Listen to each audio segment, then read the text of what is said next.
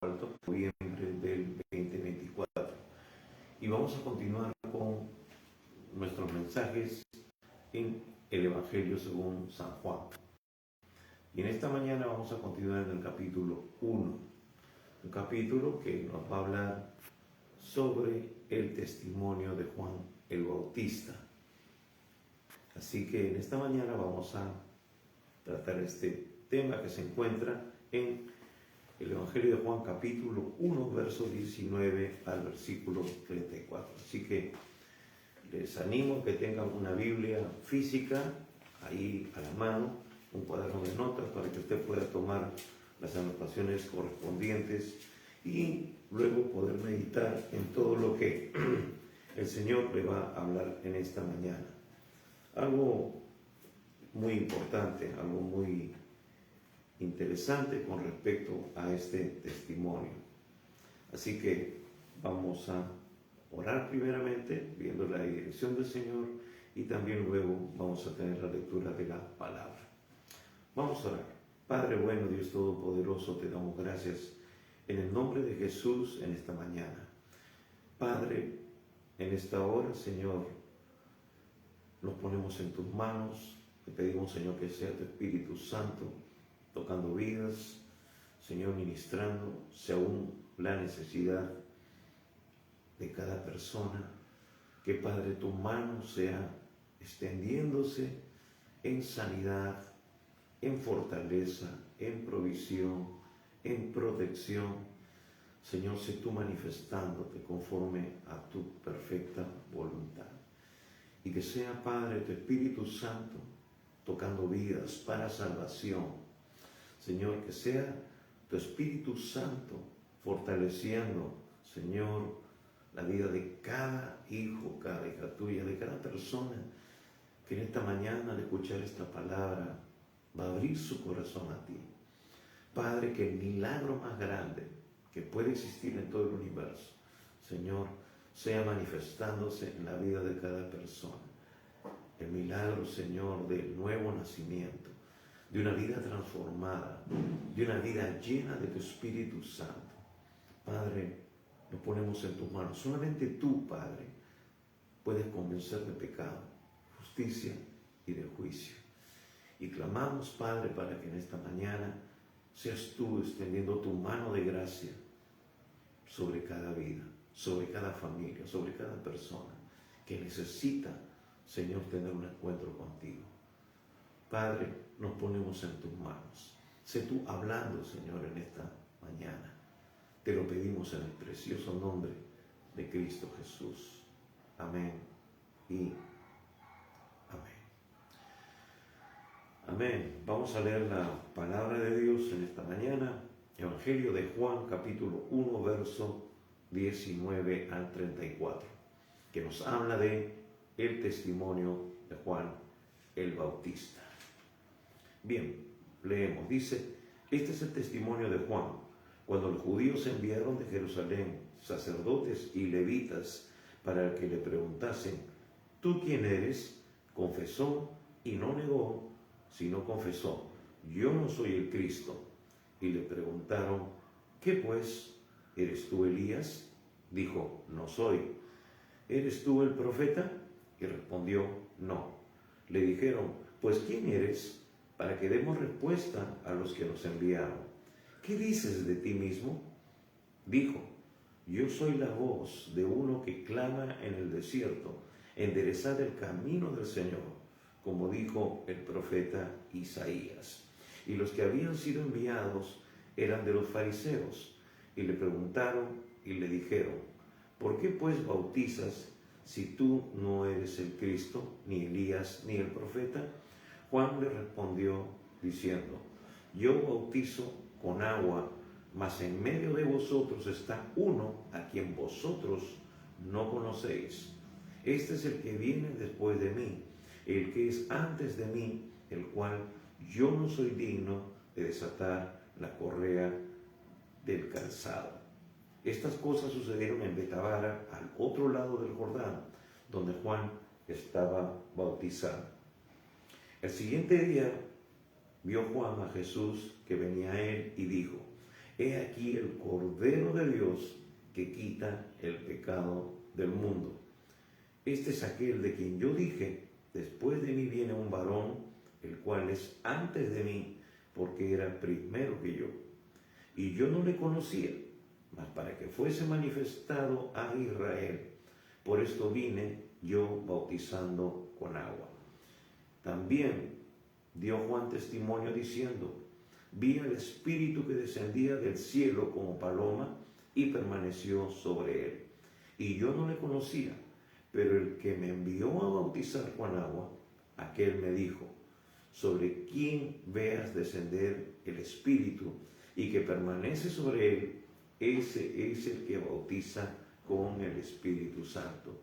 Y yo le vi y he dado testimonio de que este es el Hijo de Dios. Amén. Gloria al Señor. Así que en esta mañana vamos a compartir lo que el Espíritu de Dios está dándonos para edificar, para también testificar de lo que Él nos da en su palabra. Bien, hemos estado hablando sobre la importancia de este Evangelio de Juan.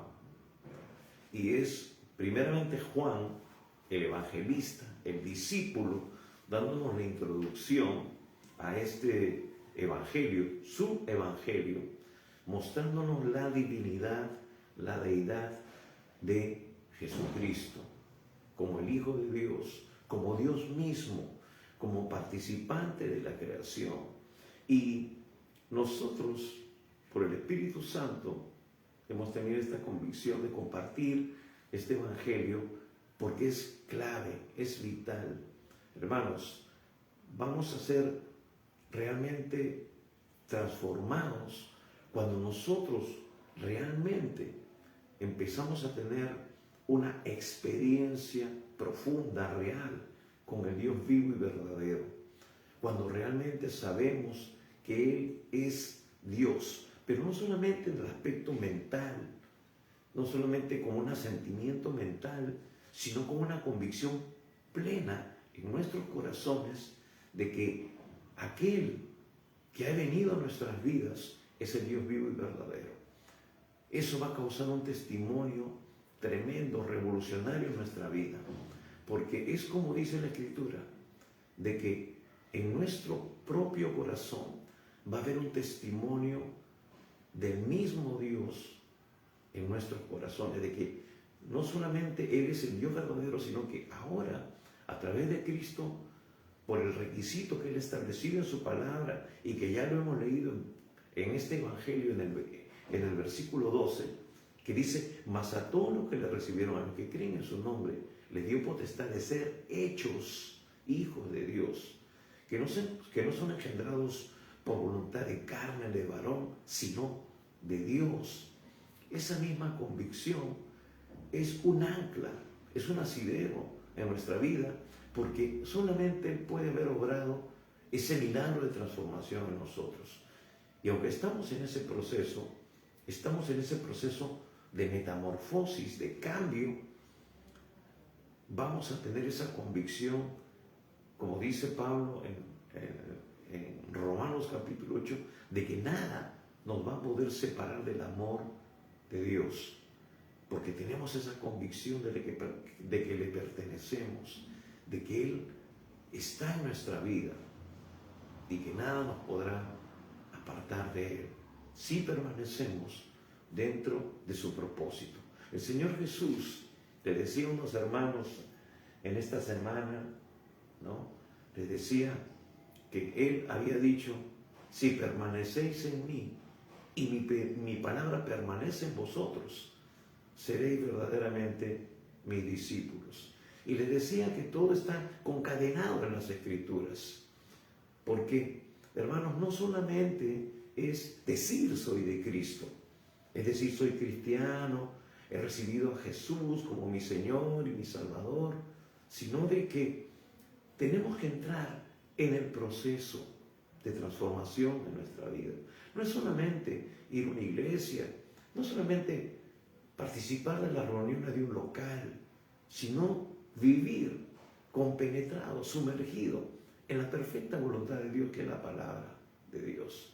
No es solamente estar 2 veces a la semana, ir, participar de un culto, de la alabanza, de la adoración y del mensaje de la palabra, por más bueno que sea, por más ungido que sea, si eso no va a causar una transformación en mi corazón, en mi vida interna, y que eso tiene que venir regado permanentemente por esa relación que yo ya tengo con Cristo, que tengo con su palabra, que tengo con el Espíritu Santo y que se desarrolla a lo largo de las 24 horas del día, los 7 días de la semana, los 365 días del año.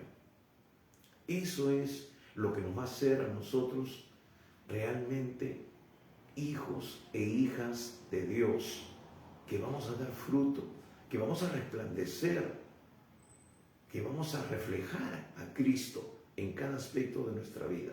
Es un desafío, no es fácil, porque nuestra carne está acostumbrada a gobernar, está acostumbrada a tomar el control, y es un aliado fuerte cuando el enemigo viene a acecharnos, a azuzar nuestra carne para que nosotros quebrantemos los principios de Dios y de esta manera perder la posición que tenemos y las bendiciones que están a nuestra disposición.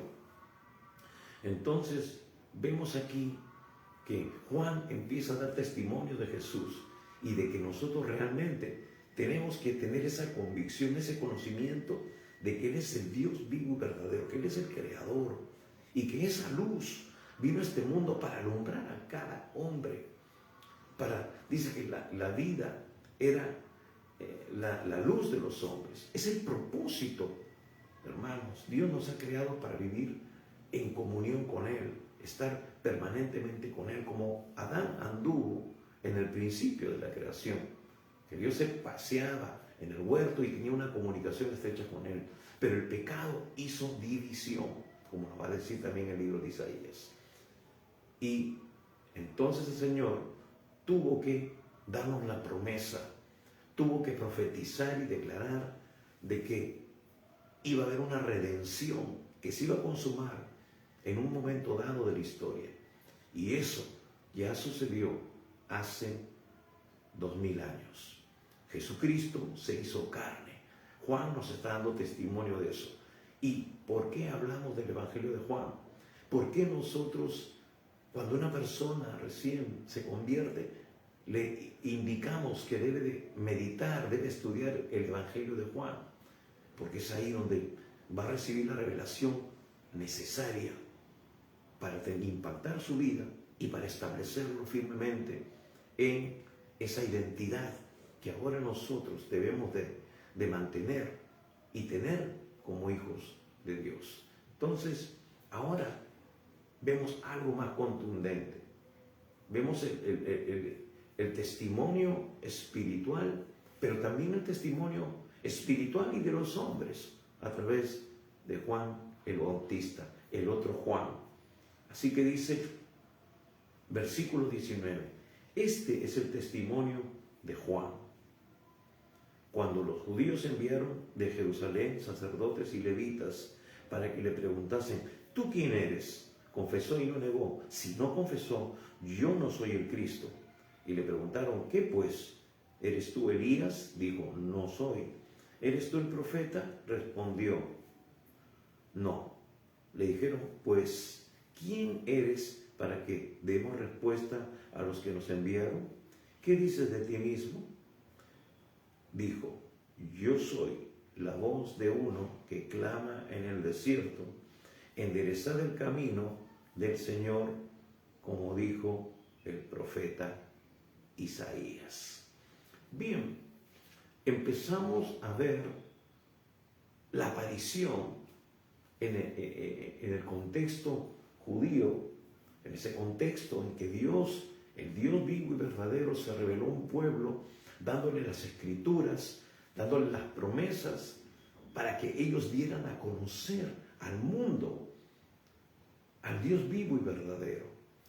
Dios pudo haberse revelado a cualquier nación, pero lo hizo al pueblo judío.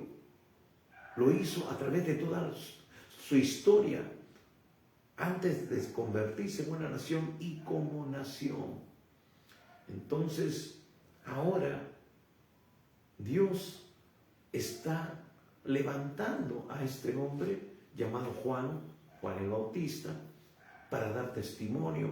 Es un hombre que empieza con un mensaje transformador, un mensaje revolucionario. Era un hombre que la misma gente lo tenía como profeta. Era común que el pueblo de Dios tuviera en su manifestación histórica una continuidad y una revelación constante de parte de Dios, levantando profetas. Lo vemos en todo el Antiguo Testamento. Profetas que proclamaban el juicio de Dios y proclamaban también la redención. Y también proclamaron la promesa de un Salvador, la promesa del Mesías, del ungido, del elegido de Dios para venir a libertar al pueblo de Israel de la esclavitud nacional, porque ha sido un pueblo que hasta ahora ha sido perseguido, ha sido siempre combatido, durante la historia han tratado de ser exterminados, fueron gobernados por diferentes reinos en la antigüedad, pero ha prevalecido, porque Dios tiene promesas para el pueblo de Israel, y va a prevalecer porque tiene promesas de parte de Dios para Israel. Y hermanos, por eso lo que estamos viendo ahora en este tiempo, en este contexto, esta guerra que se viene desenvolviendo. Pero el pueblo de Dios va a salir victorioso, porque con Dios son mayoría, con Dios tiene la victoria asegurada. Y eso es una muestra y una señal para nosotros de su pronta venida. No es tiempo de estar distraídos, hermanos, no es tiempo de estar invirtiendo tiempo en otras cosas, sino que tenemos que estar mirando el reloj profético de Dios, el pueblo de Israel. Y Jesús, llegó el tiempo, como va a decir también el apóstol Pablo, de que Él tenía que manifestarse a la humanidad. Y lo vemos aquí, y lo preparó esa venida a través de Juan el Bautista, en su primera venida, en su encarnación, cuando Él vino y se hizo hombre para dar testimonio a la humanidad de la presencia de Dios, del propósito de Dios, la salvación de Dios. Y ahora encontramos este testimonio. Entonces Juan causó un impacto en su sociedad. Era un hombre osado, como los profetas de Israel, como el profeta Elías, justamente, al cual hacen cita aquí estos religiosos que van a preguntarle: ¿quién eres tú? Porque estaba profetizado de que alguien vendría con el espíritu de Elías para proclamar, para anunciar. Y justamente eso sucede en el libro de Malaquías, el último libro del Antiguo Testamento, del cual después de esa última revelación, pasarían, hermanos, casi 400 años de silencio, 400 años en que aparentemente Dios está observando el desarrollo de la humanidad, moviéndose entre bambalinas. Pero miren lo que dice Malaquías capítulo 4, verso 5. Dice: he aquí, yo os envío el profeta Elías, antes que venga el día de Jehová, grande y terrible. Él hará volver el corazón de los padres hacia los hijos y el corazón de los hijos hacia los padres, no sea que yo venga y hiera la tierra con maldición. Y ahí se cierra el canon, el Antiguo Testamento. Entonces los judíos sabían que iba a tener que haber una manifestación de este profeta, o alguien que tuviera ese espíritu guerrero, ese hombre, esa característica que tenía el profeta Elías, un hombre sujeto a pasiones, pero que decía: Jehová de los ejércitos, en cuya presencia estoy. Un hombre ungido, un hombre que por su boca no llovió sobre la tierra, porque era el reflejo de la vida espiritual de Israel. Israel estaba en sequedad espiritual, estaba en un desierto espiritual, se había apartado de Dios. Y ahora Dios levanta a este profeta, a Juan, para anunciar la venida del Cristo, la venida del Mesías prometido, como lo había dicho o proclamado aquí Malaquías, otro profeta de Dios Todopoderoso. Y entonces aquí Juan empieza a cumplir su ministerio, empieza a crear esa expectativa, esa incertidumbre, convulsionó al mismo pueblo judío. Por eso que estos religiosos, lo dice, enviaron de Jerusalén sacerdotes y levitas para preguntar: ¿tú quién eres? Y hermanos, esa pregunta también le hicieron a Jesús. Pero sin embargo, cuando Jesús reveló que él era el Mesías, no le creyeron, porque ellos tenían un concepto no tan claro, no tenían la revelación de cómo realmente iba a aparecer el Mesías. Ellos pensaban de que iba a ser un líder revolucionario, y ciertamente que lo era, o lo iba a ser, o lo va a hacer, es decir, para traer libertad sobre la nación de Israel, porque ellos durante toda su historia han estado de guerras. Es un país de guerra, un país que ha sido oprimido, conquistado, ha estado bajo el yugo de diferentes imperios, pero todo eso debido a su rebelión, debido a su alejamiento de Dios, debido a que no dejaron que Dios realmente sea el que gobierna sus vidas, ese gobierno teocrático que existió en la antigüedad. Ellos empezaron a buscar un gobernante, como lo vemos en el libro de Samuel, que pidieron un rey como las otras naciones. Y entonces desecharon a Dios. Y esas eran las consecuencias, y son las consecuencias hasta este tiempo. Entonces, si bien es cierto, Dios tiene promesas que de alguna manera ha hecho que por amor a sí mismo este pueblo no sea destruido, pues entonces ahora Él viene a cumplir esa promesa de liberación, pero no en el sentido humano, del cual ellos percibían con sus ojos naturales, sino en el aspecto espiritual. Porque, amados, todo empieza en el corazón del hombre. El Señor Jesús dijo: del corazón salen todas esas cosas tremendas, los malos deseos, los malos pensamientos, el pecado. Entonces el corazón tiene que ser transformado, tiene que ser cambiado. Por eso que Él promete en Jeremías, en Ezequiel, cambiar este corazón de piedra por un corazón de carne, sensible a la voz de Dios. Y Él escribir su ley, Él escribir sus principios en el corazón del hombre que reconoce su situación espiritual, que reconoce que de continuo más bien quebranta los principios de Dios y le dice: Señor, ayúdame, Señor, cámbiame, transfórmame. Y eso empieza para nosotros recibiendo a Jesús como nuestro Salvador y Señor. Ahora, y para eso vino este hombre, Juan el Bautista. Entonces le empezaron a preguntar, le dijeron: ¿tú quién eres? Dice, confesó y no negó. Si no confesó: yo no soy el Cristo, yo no soy el ungido, yo no soy el elegido que está profetizado. Y le preguntaron: ¿qué pues? ¿Eres tú Elías? Es Elías que estaba profetizado en Malaquías y mencionado también en cierta manera por Isaías. Y dijo: no soy. ¿Eres tú el profeta? ¿Quién era este profeta?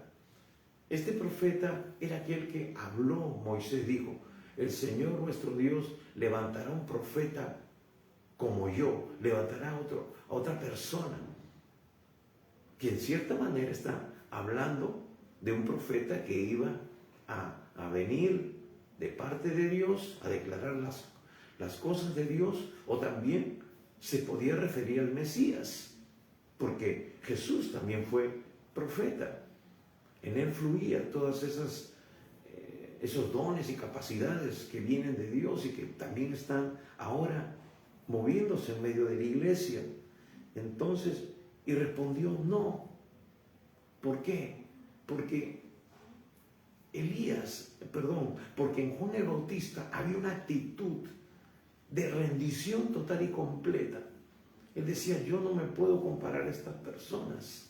Yo soy simplemente un siervo, un hombre llamado a cumplir con una función específica. Y para eso estoy predicando y haciendo todo esto que a ustedes ahora les está llamando la atención. Le dijeron pues, ¿quién eres? Para que demos respuesta a los que nos enviaron. ¿Qué dices de ti mismo? Y dijo, yo soy la voz de uno que clama en el desierto, enderezad el camino del Señor, como dijo el profeta Isaías. Ahora dice, yo soy la voz de uno que clama en el desierto. Está citando específicamente a Isaías capítulo 40, versículo 3. Un texto particular muy interesante. Vamos a leer Isaías capítulo 40, versículo 3. Va a decir así: voz que clama en el desierto, preparad camino a Jehová, enderezad calzada en la soledad a nuestro Dios.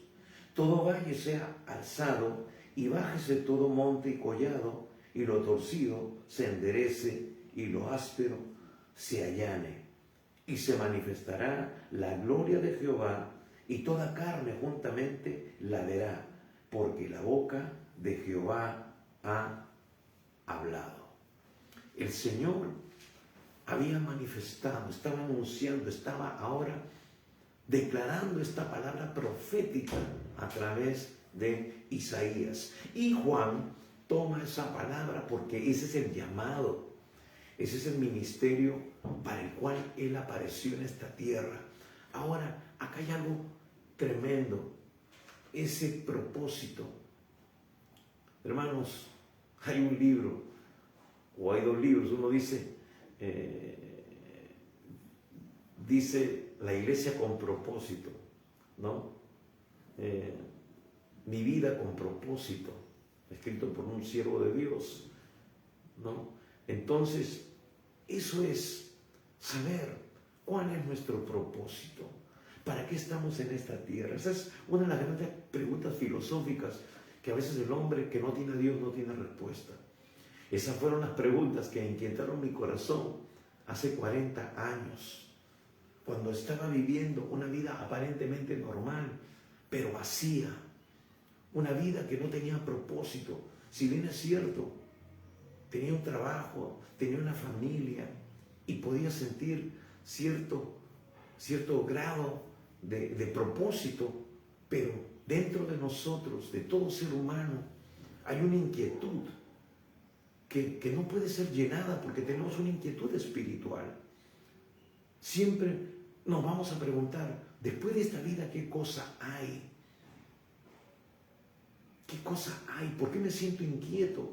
¿Por qué con todas las cosas que hago no me lleno? Y el hombre está siempre tratando de llenar su vida con algo, con conseguir un propósito, un plan, ya sea en los estudios, trabajo, riqueza, una familia, pero eso no puede ser llenado porque somos personas espirituales. Tenemos un vacío espiritual, existencial, que trasciende la vida natural, después de esta vida física. porque hemos sido creados a imagen y semejanza de Dios. Y si Dios no llena ese vacío, vamos a estar siempre vacíos. Entonces, es así como tenemos que tener ese encuentro con el Dios vivo y verdadero para que ese vacío sea llenado total y completamente. Y Juan tiene claro ese propósito. Yo he aparecido en esta tierra para cumplir, con dar testimonio, con anunciar el camino, preparar el camino del Mesías, del Señor. Y eso es lo que estoy haciendo. Yo no soy realmente, pero soy el que está preparando, soy el que está dando esta voz en el desierto. Y si bien es cierto, literalmente, Juan estaba haciendo esta labor en el desierto, también se anunció a Israel, porque Israel estaba pasando un desierto espiritual. Estaba viviendo en religiosidad, pero no tenía una experiencia real con Dios. Estos religiosos no conocían a Dios. Dice Juan en su inicio de este evangelio, a los suyos vino y los suyos no le recibieron. Hablando de esa triste realidad que no solamente se va a ver a lo largo del relato de los evangelios, en las confrontaciones que Jesús tuvo con los religiosos de su tiempo, sino también en la actualidad. Porque, hermanos, Dios nos creó, somos suyos en cierta manera, somos hijos de Dios por creación, pero no por relación. Él quiere ser que tú y yo seamos sus hijos por relación, que podamos vivir en una relación permanente con Él, que podamos conocerle, que sepamos que Él tiene un propósito para nosotros. Y es por eso que vino Juan, para revelarse. Y dice, enderezad el camino del Señor, como dijo el profeta Isaías. Él vino para exhortarnos, para decirnos que el Señor viene pronto y que tenemos que enderezar nuestros caminos.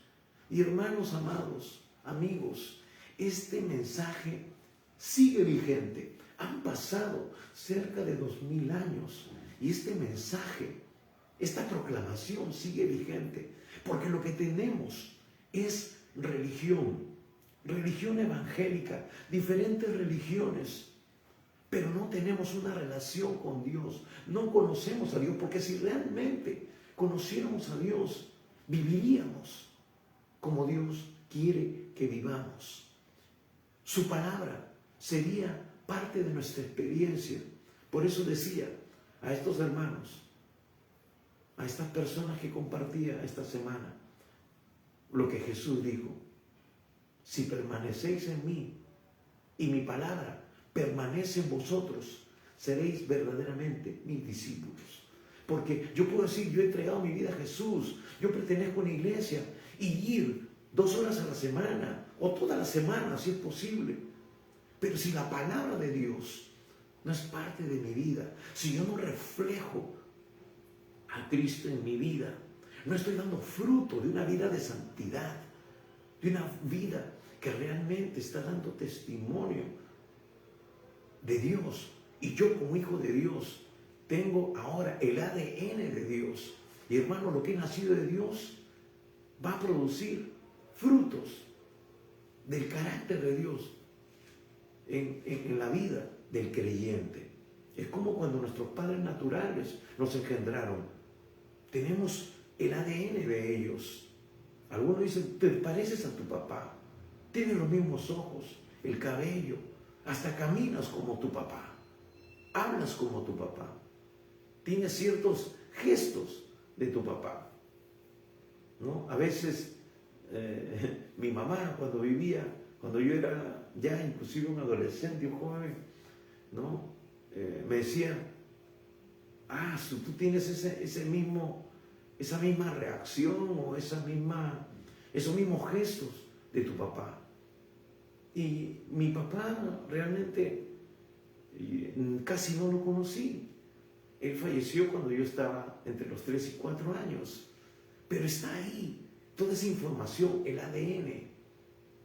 Igualmente, cuando nacemos de Dios, adquirimos el ADN de Dios, tenemos que reflejar la vida de Dios en nosotros. Pero ese es un proceso que viene transformando nuestra vida. Cuando nosotros tenemos contacto con la palabra de Dios, y vamos a ver de que Dios nos confronta con nuestro pecado.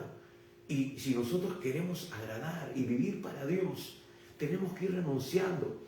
El apóstol Pablo va a decir en Efesios y en otras partes de las epístolas que tenemos que despojarnos del viejo hombre que está viciado conforme a los deseos engañosos. Entonces, hermanos, con este paralelo, estamos dándonos cuenta que aún en la iglesia contemporánea, de este tiempo, la iglesia no está reflejando a Cristo. Está simplemente viviendo en religiosidad, porque no está alineándose con su palabra. No estamos siendo verdaderos discípulos de Cristo. Y les decía a estos hermanos porque realmente estamos viviendo más en la carne que en el Espíritu. Porque cuando vivimos en el Espíritu, nuestras emociones, nuestros sentimientos quedan subordinados, nuestros conceptos, nuestros prejuicios quedan subordinados, porque estamos buscando el agradar a Dios, el hacer la voluntad de Dios. Si tenemos que estudiar la palabra, pues vamos a meternos a estudiar la palabra. Hermanos, el empezar una iglesia, formar una iglesia, demanda compromiso, demanda vivir alineado con el propósito de Dios. Y les hice meditar en el libro de Hechos, que es el modelo de la iglesia que Dios nos ha dejado en su palabra para que nosotros podamos caminar con esa guía. Y la iglesia de Hechos fue una iglesia llena del Espíritu Santo, una iglesia que fluía en los dones, una iglesia que tenía en común todas las cosas. Y les decía, nosotros estamos reflejando eso. Era una iglesia desprendida, una iglesia que se desprendía aún de sus bienes materiales, porque era guiada por el Espíritu Santo.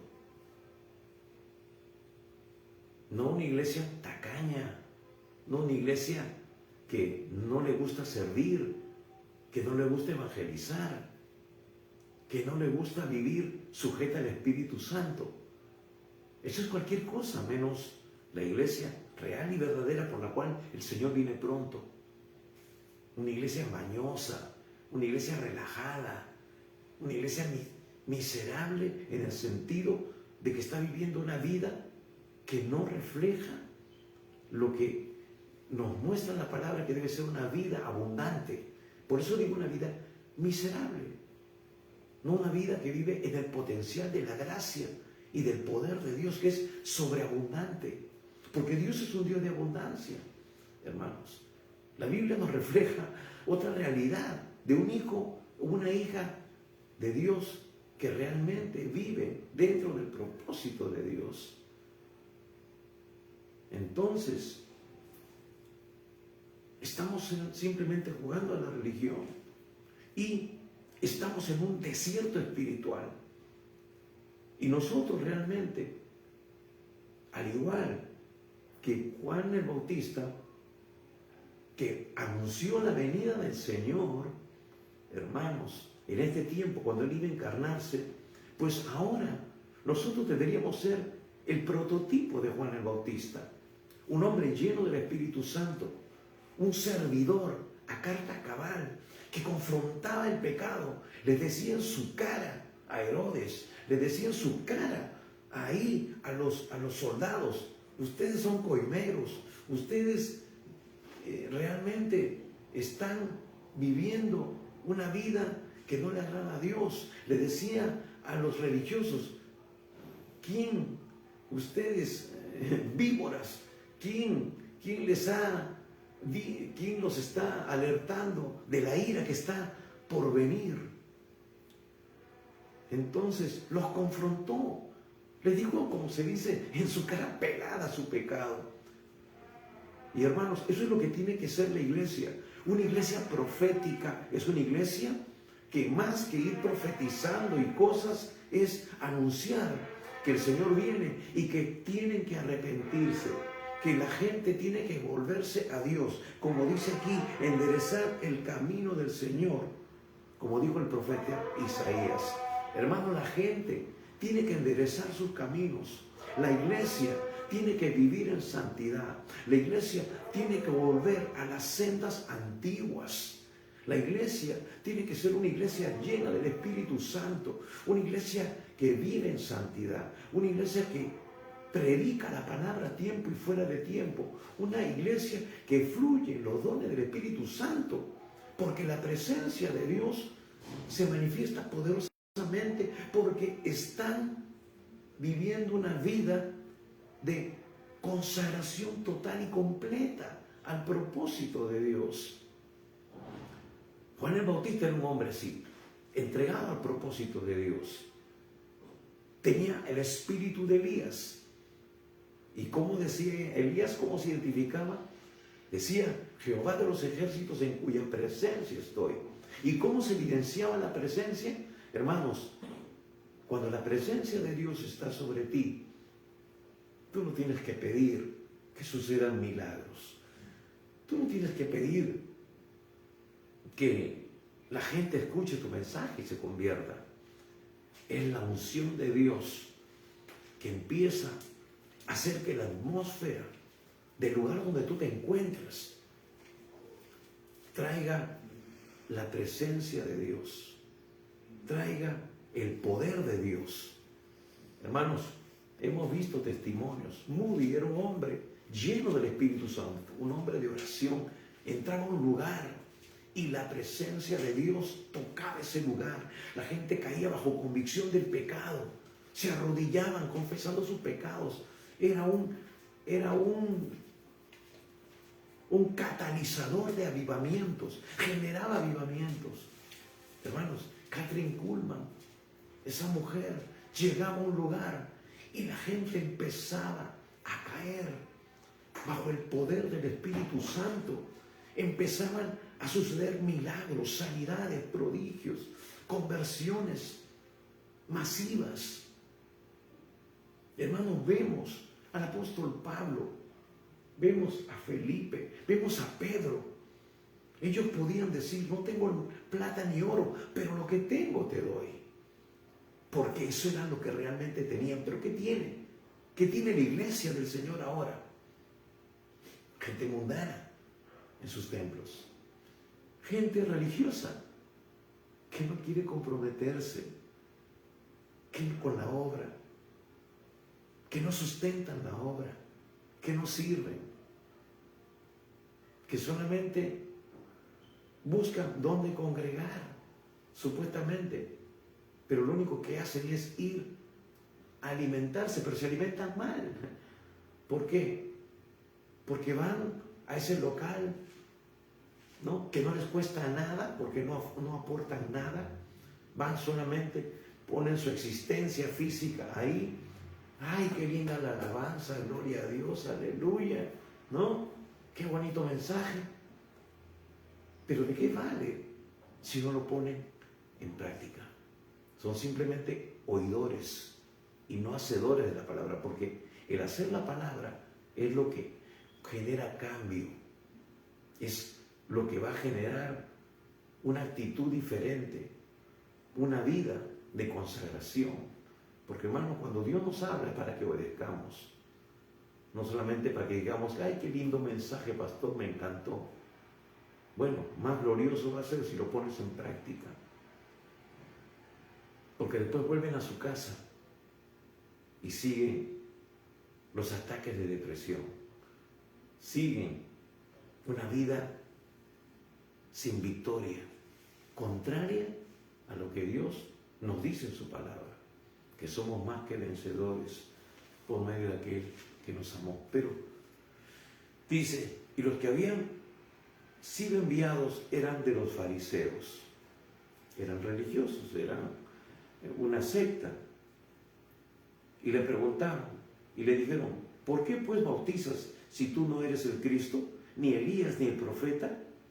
Juan le respondió diciendo, yo bautizo con agua, mas en medio de vosotros está uno, a quien vosotros no conocéis. Este es el que viene después de mí, el que es antes de mí, del cual yo no soy digno de desatar la correa del calzado. Estas cosas sucedieron en Betabara, al otro lado del Jordán, donde Juan estaba bautizando. Miren, Juan estaba haciendo algo muy particular, algo que llamó la atención de los religiosos, porque ellos tenían un concepto, tenían el significado real de lo que Juan estaba haciendo, y parecía como que Juan estaba tomándose atribuciones que no le correspondían. ¿Y qué es lo que ellos notaron? ¿Qué es lo que le preguntaron? Y le dice el versículo 25, le preguntaron y le dijeron, ¿por qué pues bautizas si tú no eres el Cristo, ni Elías, ni el profeta? Es decir, están llamándole la atención por un acto que él llevaba a cabo, que era el bautismo. ¿Por qué? ¿Por qué le dicen, ¿por qué tú bautizas si tú no eres el Cristo? O sea, era algo particular que tenía que hacer ese hombre, esas personas que cumplieron un rol o que tenían que cumplir un rol importante para la vida espiritual, en este caso de Israel. Ahora, es importante conocer el contexto, porque el bautismo en agua tenía un significado profundo para el pueblo judío, en la época del Antiguo Testamento y también en los tiempos del Nuevo Testamento, en el tiempo de Jesús. Entonces, hay algunos aspectos importantes que tenemos que entender, conocer con respecto a lo que ellos entendían. Primeramente, de que el bautismo era un acto que reflejaba o significaba o que manifestaba el deseo o el hecho de que alguien tenía que ser purificado o limpiado. Hablaba de purificación, hablaba de limpieza, el bautismo. Entonces, por eso era algo muy significativo, algo que tenía implicancias meramente espirituales, de preparación, de purificación para algo, de limpieza para algo, en el aspecto espiritual básicamente. Entonces, el bautismo en agua simbolizaba la purificación y la limpieza ritual del cuerpo y el alma. Eso era lo que entendían ellos. Por eso le estaban preguntando. El bautismo en agua simbolizaba la purificación y limpieza ritual del cuerpo y del alma, es decir, del ser integral, del ser interior y del ser exterior. ¿Por qué? Porque ese es el cambio, de adentro hacia afuera. Se tiene que ver también hacia afuera, hermanos, pero en actitudes, no en forma de vestir, sino en actitudes, en la forma de hablar, reflejar esa vida de santidad. Ahora, también se creía que el agua tenía propiedades purificadoras y que podía eliminar la impureza y el pecado. Es por eso que había todo un ritual en el Antiguo Testamento. Hermanos, cuando vemos la consagración de Aarón y de sus hijos para servir en el santuario, hay todo un ritual. Después de que ellos también salían del tabernáculo, que es donde estaba la presencia de Dios, ellos para volver tenían que otra vez entrar a un ritual de limpieza, tanto espiritual como externo. No podían seguir con esas ropas tenían que ser lavadas, tenían que ser purificadas, porque indudablemente en el contacto con el mundo uno se ensucia, uno tiene que constantemente limpiarse. Entonces, por eso es importante este bautismo, esta limpieza ritual que simbolizaba la renuncia, también la conversión y arrepentimiento. Eso también tenía un significado en el bautismo: conversión y arrepentimiento. El bautismo en agua también representaba un acto de conversión y arrepentimiento. La persona que se bautizaba demostraba su intención de dejar atrás su vida anterior y comenzar de nuevo. Este concepto es importante. Dice, la persona que se bautizaba demostraba su intención de dejar atrás su vida anterior y comenzar de nuevo. Es decir, ya no voy a vivir de esta manera, me arrepiento y a partir de hoy tengo la intención, tengo la resolución de cambiar, borrón y cuenta nueva. Y hermanos, eso es lo que sucede cuando nosotros entregamos nuestra vida a Jesús. La palabra de Dios nos dice en 2 Corintios 5, 17, de modo que si alguno está en Cristo, nueva criatura es, las cosas viejas pasaron, todas son hechas nuevas. Eso sucede con el nacimiento espiritual, cuando le entregamos nuestra vida a Jesús. Pero luego, en la gran comisión, en el mandamiento de Dios a los discípulos, le va a decir que nosotros tenemos que ir y predicar el Evangelio a toda criatura, enseñándoles que guarden todas estas cosas, es decir, que vivan conforme a lo que Jesús enseñó y se bauticen. Es decir, tiene que haber un testimonio externo, porque eso es lo que el concepto, lo que manejaban, la idea real y verdadera en el judaísmo, y que eso también en parte ha sido transmitido a la iglesia en este tiempo, pero que no se está viviendo en la magnitud real y espiritual para lo cual fue revelado en las Escrituras. Por eso tenemos que tener el contexto. Y hermanos, hay muchas cosas que tenemos que ir aprendiendo en la palabra. Jesús mismo dijo, ¿por qué me dices Señor, Señor, si no haces lo que yo mando, lo que yo te estoy mandando, lo que te estoy ordenando en la palabra? Tú dices que yo soy tu Señor, que yo soy el dueño de tu vida, pero sigues viviendo como te da la gana. Haces de tu cuerpo lo que te da la gana.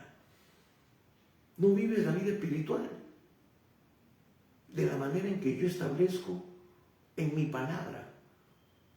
Por eso, hermanos, mucha gente vive supuestamente en una religión, supuestamente diciendo que viven para Dios, pero viven quebrantando los principios de Dios. Viven en idolatría, viven en pecado, en sus múltiples formas, en fornicación, en adulterio, en mentira, en borracheras, en cosas que están en total contrariedad con lo que Dios establece en su palabra. Entonces, es porque no hay un verdadero conocimiento y conciencia de lo que Dios nos está revelando en su palabra. Y para ello necesitamos del Espíritu Santo, porque el Espíritu Santo es el que nos va a dar el entendimiento para conocer las Escrituras y guiarnos a toda la verdad. Wow. Seguimos. Entonces, la persona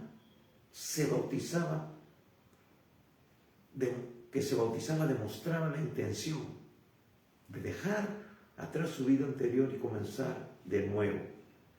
También el bautismo reflejaba o significaba una iniciación y renovación. Es decir, en la tradición judía, el bautismo en agua se asociaba con la iniciación y renovación de la alianza con Dios.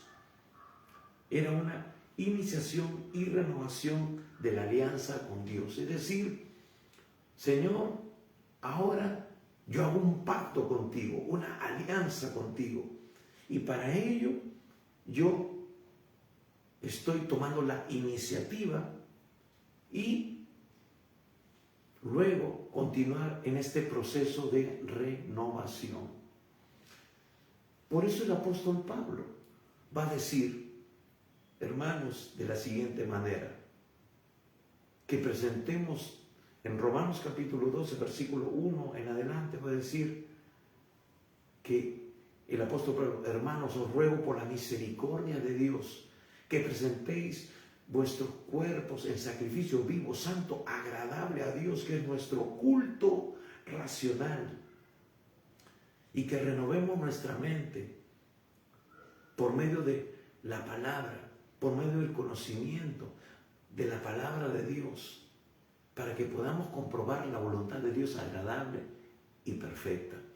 Está hablando de esa iniciación, cómo uno inicia un pacto, cómo iniciaban los judíos un pacto, presentando sus animales ahí, como Abraham, cuando Dios hizo pacto con Abraham ahí en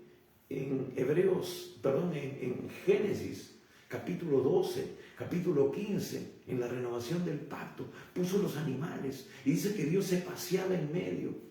Fue ahí donde inició ese pacto, donde fue sellado ese pacto.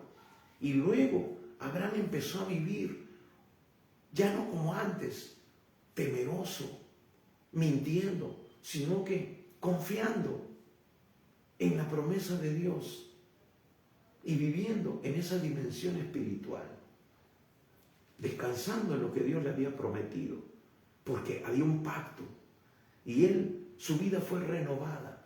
Y hermanos, nosotros también, que cortamos un pacto con Dios, el día que tú y yo, si es que has hecho esta decisión, la decisión más importante de tu vida, o si la vas a hacer, y tienes que hacerla porque es necesario, tomar la decisión más importante de entregar tu vida a Jesús. Jesús se presentó como el sacrificio por nuestros pecados. Y dice que Él cortó con su sangre, nos dio un nuevo pacto con mejores promesas, va a decir el libro de Hebreos. Entonces, el recibir a Jesús es el inicio de una vida de renovación constante. Es ahí donde su Espíritu Santo viene a morar en nosotros y somos renovados constantemente por la obra del Espíritu Santo y de la palabra. Dice que es una iniciación. Hermano, la conversión es el inicio de una vida abundante. Pero la renovación va a seguir en proceso cuando yo haga mi parte. ¿Cuál es mi parte? Ser fiel a Dios y fiel conmigo mismo. ¿En qué sentido? Hermanos, el mayor beneficio que yo puedo hacer es vivir en línea con el propósito de Dios. Yo soy el beneficiario. Yo soy el que va a experimentar las bendiciones de Dios. Yo soy el que va a experimentar esa renovación. Yo no le estoy haciendo un favor a Dios. Hermano, la gente ahora piensa que el reunirse en casas, que ir a una iglesia, adorar a Dios, le están haciendo un favor a Dios. Nos lo estamos haciendo nosotros. Hermano, cuando ofrendamos, cuando diezmamos, no le estamos haciendo el favor a Dios, nos estamos haciendo el favor nosotros. ¿Por qué? Porque es ahí donde usamos la llave para que las bendiciones de Dios sean derramadas sobre nosotros hasta sobreabundar. Yo soy el beneficiado. Sí, Dios no necesita de eso. Nosotros somos lo que necesitamos. Porque nosotros estamos en este mundo material donde, hermanos, necesitamos recursos para sobrevivir. Hay que pagar servicios, hay que pagar departamento, hay que tener dinero para la alimentación, para el colegio, universidad, para el pasaje, para lo que sea. Entonces, al no cumplir con el propósito de Dios, y que es para mi beneficio realmente, yo mismo me estoy haciendo el harakiri. Hermanos, yo mismo me estoy robando a mí mismo la posibilidad de ser bendecido, de ser suplido en todos los aspectos de mi vida. Y ojo, no estoy hablando solamente del aspecto material, porque Dios es un Dios integral, sino también en el aspecto espiritual. Porque cuando Dios dice que va a derramar bendición hasta sobreabundar, habla en los tres ámbitos Porque Dios es un Dios integral, espíritu, alma y cuerpo. En ese mismo pasaje de Malaquías dice que cuando nosotros hacemos eso, Dios reprenderá al devorador. Hermanos, el devorador es la enfermedad. El devorador es las deudas. El devorador es la falta de trabajo y de muchas cosas que vienen cuando nosotros vivimos en desobediencia. Entonces, es un acto de iniciación y de renovación. Ahí está. Iniciamos nuestra vida, nuestra vida espiritual, la vida abundante que Dios nos promete cuando cortamos ese pacto. Hermano, la conversión es el inicio. Mucha gente piensa que es el fin. No, es el inicio. Es ahí donde empieza nuestra vida el proceso de santificación. Es ahí donde empieza el proceso de llegar a la meta, de ser a la imagen y semejanza de Cristo. Cristo vivió en obediencia. Nos mostró que tenemos que vivir de esa manera, en obediencia y de una vida llena del Espíritu Santo. Y eso es lo menos que está haciendo la iglesia en la actualidad. Sí, en cualquier grupo que sea, en casas, en la iglesia, con local, sin local, hay una desobediencia clamorosa. No se sujetan a la palabra. Solamente aplican lo que le conviene, lo que le parece fácil. Pero la demanda de una obediencia total no se ve. No es la realidad. La triste realidad es que si el Señor viniera en este momento, muchos no serían arrebatados, no le recibirían en las nubes. Hermanos, y ese es el mensaje de Juan el Bautista. Prepárense. Y aquí también decimos, en toda oportunidad, y cuando cerramos, hermanos, Cristo viene pronto. Prepárate. ¿Cómo estás viviendo? ¿Estás viviendo en santidad? La Escritura dice que sin santidad nadie le verá. Vivir una vida consagrada para Dios. Este cuerpo es de Él, no me pertenece a mí. Yo no puedo hacer lo que me da la gana con este cuerpo. No puedo, no debo. Pero ahora vemos esas modas dentro de las iglesias, modas paganas, satánicas, imprimiendo cosas en nuestro cuerpo, haciendo cosas que no le agradan a Dios. Gente con doblez de vida, viviendo en adulterio, viviendo en fornicación, que no gobiernan bien sus casas. Sus hijos andan en desorden y ellos ocupan el púlpito y no son capaces de aplicar la palabra a sus vidas, conociéndola. ¿Qué dice? Que aquel que no gobierna bien su casa no puede gobernar, no puede, hermanos, ministrar y menos tener un lugar de liderazgo significativo como un pastor, como líder o pastorear un grupo de gente. Porque ha fallado, porque no está cumpliendo con lo establecido por Dios en su palabra. No puede gobernar en la casa de Dios. Pero por el estatus, por el sueldo, por la posición, no son capaces de renunciar. Pero algún día estarán delante de Dios, porque son de tropiezo. Y mucha gente en sus congregaciones saben que están andando así esos líderes. Y hermanos, tenemos que ser como Elías, tenemos que confrontar. Porque si ese fue un líder y tuvo autoridad, pues ya no la tiene. Y la autoridad que ahora nosotros tenemos, aunque no seamos pastores, es la autoridad que nos da su palabra y nuestra vida. Porque también aquel que se crea libre de pecado, entonces que tire la primera piedra. Pero tenemos autoridad justamente cuando vivimos en línea con lo que Dios establece en su palabra. Bien, tenemos mucho más que decir, sobre este asunto del bautismo, pero vamos a correr. Dice, también los judíos sabían de que esta era una señal para la preparación de la venida del Mesías. Por eso que le preguntan a Juan, ¿por qué haces esto? ¿Qué estás tratando de, qué estás insinuando? ¿Qué estás tratando de decir? Y le dice, soy solamente la voz de uno que clama en el desierto, preparando el camino del Señor. Es decir, les está diciendo, en verdad, proféticamente ya estaba dicho y ahora yo vengo a cumplir esto. Vengo a cumplir de que el Mesías viene. El Cristo viene.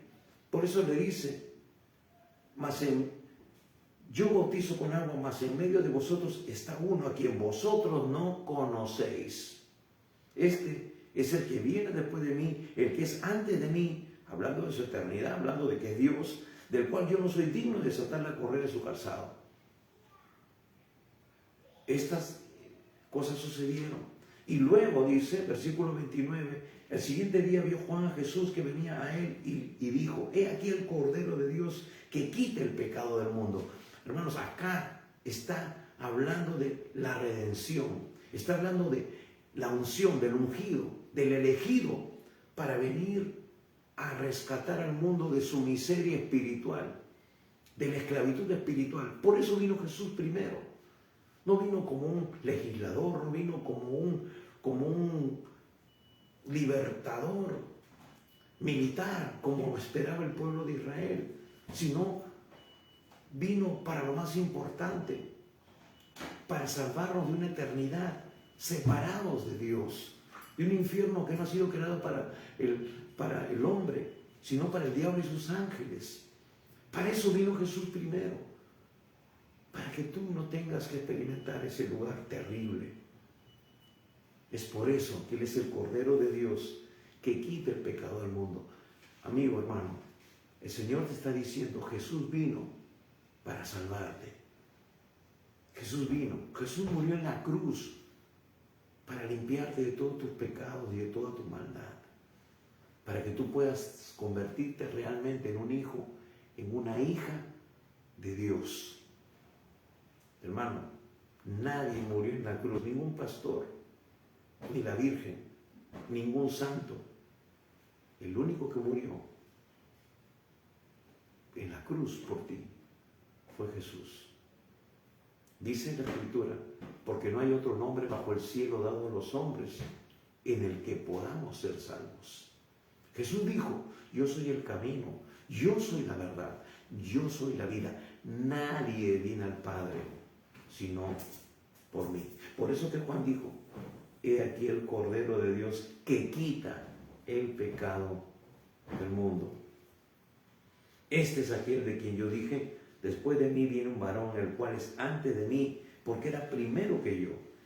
Y yo no le conocía, mas para que fuese manifestado a Israel, por esto vine yo bautizando con agua. Otra vez hace énfasis al bautismo. ¿Por qué? Porque era la preparación para el Mesías. El pueblo de Israel lo sabía. Y hermanos, en el tiempo de Jesús el bautismo en agua se convirtió en un símbolo de preparación para la llegada del Mesías. Juan el Bautista predicaba que la gente que se bautizara en agua como señal de arrepentimiento y preparación para la venida del Mesías. Por eso que él bautizaba. Y encontramos muchos ejemplos. Inclusive hay bautismo de gente que eran prosélitos, eran gente que no era del pueblo judío, pero que se convertía al judaísmo. También vemos la proclamación de Juan el Bautista en los otros evangelios, en Mateo, Marcos y Lucas. ¿Por qué? Porque son los evangelios sinópticos, ¿no? Juan es diferente, hemos dicho desde el principio cuál es el propósito de Juan. Ahora, ¿cuál es la importancia del bautismo para nosotros como cristianos, que ahora hemos aceptado a Jesús? El bautismo en agua se convirtió para nosotros en un sacramento fundamental. Es un sacramento fundamental en el cristianismo. simboliza la muerte y resurrección con Cristo. Ojo, muerte y resurrección con Cristo. Muerte al viejo hombre y una resurrección de vida en el poder de Dios. Es decir, ahora tenemos que vivir 100% en el propósito de Dios. Pablo va a decir que el que está muerto a la ley, está muerto al pecado, pero en cuanto ha resucitado, ahora para Cristo vive. Es decir, hermanos, el habernos convertido y el haber evidenciado o haber participado del bautismo en agua, estamos diciendo, Señor, ahora yo vivo consagrado para ti.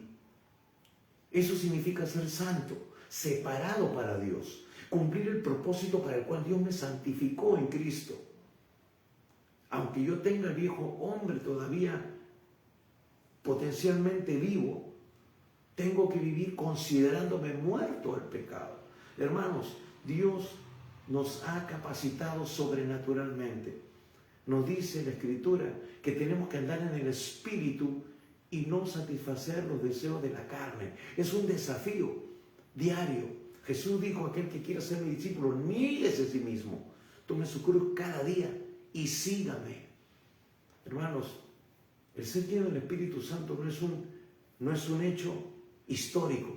¿A qué me refiero? Que yo empecé a buscar a Dios, recibí el bautismo con el Espíritu Santo, hablé en lenguas, qué lindo, qué bonito, y ¡pum!, me quedé allí. No es un fin en sí mismo. La Escritura, Pablo va a decir: sed llenos del Espíritu Santo. Y en el original dice realmente: sed llenos constantemente del Espíritu Santo. Vemos en el libro de Hechos que ellos recibieron el bautismo con el Espíritu Santo, la investidura de poder en el día de Pentecostés. Pero después vinieron las pruebas, vinieron los desafíos, y ellos siguieron orando. Al venir la prueba dijeron: Señor, mira sus amenazas y concédenos que con denuedo prediquemos tu palabra. Y dice que fueron otra vez llenos del Espíritu Santo. Hermanos, la llenura del Espíritu Santo es algo constante. No es una experiencia, ni 2, ni 3, ni 4. Es una experiencia permanente, si es posible hasta el último día de nuestra vida. Es la única manera de reflejar a Cristo. Es la única manera de vivir realmente dentro del propósito de Dios. El bautismo en agua es considerado un acto de fe y obediencia a Dios. Es un acto de fe. ¿Por qué? Porque, hermanos, nosotros no andamos por vista, sino por fe. Y llamamos las cosas que no son como si fueran. Entonces, para ir concluyendo, el bautismo en agua tenía un significado profundo para el pueblo judío, representando purificación, conversión, iniciación y renovación. En el cristianismo, el bautismo en agua se convirtió en un sacramento que simboliza la relación con Dios a través de Jesucristo.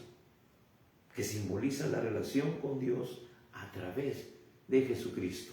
Por eso él dijo: yo soy el camino, yo soy la verdad, yo soy la vida. Nadie viene al Padre sino por mí. Hermanos, Él es el puente para tener acceso al Padre. Romanos dice que tenemos ahora amplia entrada al trono de la gracia por medio de la sangre de Cristo Jesús. El Señor Dios nos ve a través de los méritos de Cristo.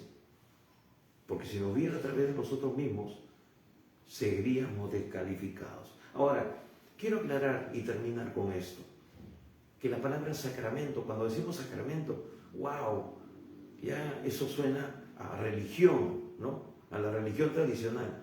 Bueno, simplemente la palabra sacramento significa que es un rito cristiano que se considera un signo o una señal de la gracia de Dios o un símbolo de una realidad espiritual. Y eso es el bautismo. Demuestra la realidad de que estamos muertos para el mundo y vivos para Cristo.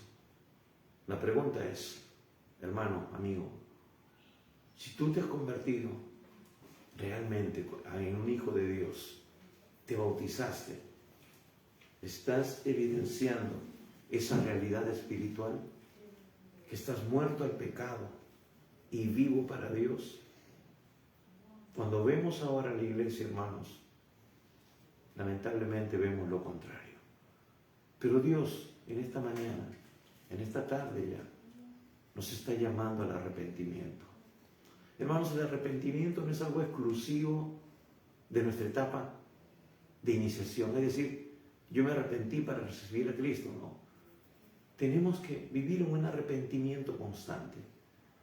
Cada día seguimos pisoteando la sangre de Jesús. Cada día le fallamos. Pero gracias a Dios que su palabra nos dice que si confesamos nuestros pecados, Él es fiel y justo para perdonar nuestros pecados y limpiarnos de toda maldad. También Juan dio testimonio diciendo: vi el Espíritu que descendía del cielo como paloma y permaneció sobre él. Y yo no le conocía, pero el que me envió a bautizar con agua, aquel me dijo: sobre quien veas descender el Espíritu y que permanece sobre él, ese es el que bautiza con el Espíritu Santo. Hermanos, nosotros somos el cuerpo de Cristo. El Señor ya envió su Espíritu Santo. El Espíritu Santo está en nosotros. La exhortación de Dios es que andemos en el Espíritu y no satisfagamos los deseos de la carne. Esa es la situación, la forma en que Dios quiere que tú y yo vivamos. Hermanos, que reflejemos los frutos del Espíritu. La unción del Espíritu fluye en nosotros. Que, hermano, cuando vayamos por la calle, la presencia de Dios manifieste a través de nosotros milagros, sanidades y prodigios, como sucedió en la iglesia apostólica. Esa es la iglesia que Dios quiere ver en ti y en mí. Es un desafío, pero es posible porque Él ya nos ha capacitado para ello. Si tú estás viviendo una realidad diferente, si tú todavía no le has entregado tu vida a Jesús, en esta mañana Dios te hace la invitación, porque Él es el Cordero de Dios que vino a quitar el pecado del mundo. Él quiere darte vida nueva. Si tú aún no lo has recibido, ábrele tu corazón. Y algo importante para ti, si eres creyente o has aceptado a Jesús, tú tienes que vivir en esa dimensión. Hermano, hermana, tú tienes que convertirte ahora en ese prototipo de Juan el Bautista. El Señor Jesús viene pronto. Tenemos que confrontar el pecado. Tenemos que sacar el pecado que se ha metido en la iglesia, porque eso es lo que más se ve ahora. No estamos reflejando a Jesús. Padre Dios Todopoderoso, te pedimos perdón como iglesia. Señor, queremos avivamiento, pero Señor, el avivamiento es derramado sobre vidas que buscan tu rostro, que son vidas que han renunciado y renuncian cada día a una vida de pecado, de carnalidad, para dar lugar, Señor, a tu presencia, para dejar que tu Espíritu Santo sea moviéndose en cada uno de nosotros. Señor, perdónanos por haber contristado tu Espíritu Santo.